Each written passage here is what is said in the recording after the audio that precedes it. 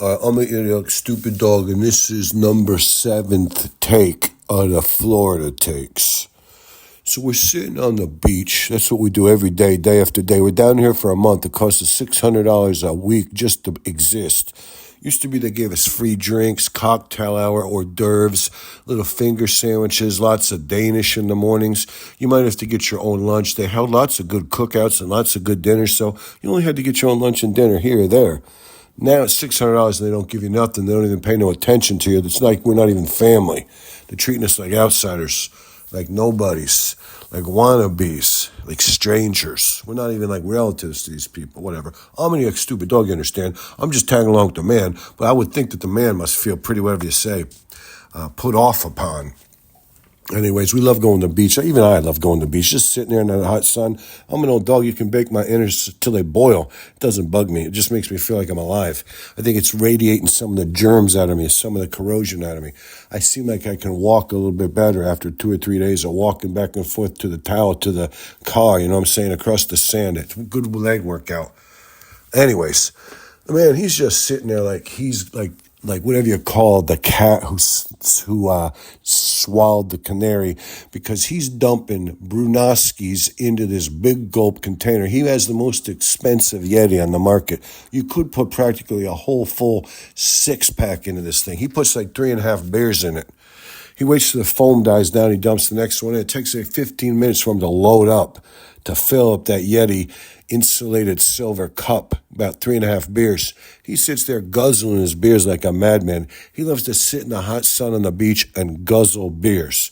The funny thing about this one was, it was a crowded day because I think it was a Saturday. There's a lot of people gathered around us, kind of like the man, big, fat, tan people, really looking good. Well, the wealthy, so to speak, the wealthy. Not the uber rich, not even close. But, the wealthy. They just got a lot of money. They're whatever. They're a cut above. They're 2 steps below, but they're like 10 steps above. So anyways, the man, it's like a thing, like one little bird or a toad or a little salamander makes a little chirp noise, or maybe a little cricket does a little violin-y chirp noise. Yeah, and the man, he looks over and he kind of gives the guy a nod like, my man, my buddy. It's 2 guys, that's the sound of another beer can being opened up. I think subconsciously, or whatever you say it when you're trying to hide it. You're like, espionagical way. You're just trying to not let the lifeguards see you popping your Brunoski. Man, he comes loaded for bear. He's got 3.5, Brunoski's already poured out into the chamber. He's ready to chug a lug. But he hears all around him, and he looks over and he gives the guy a knowing nod, and they're buddies. You know what I'm saying? They're beer drinking on the Florida beach buddies. They're having a great time.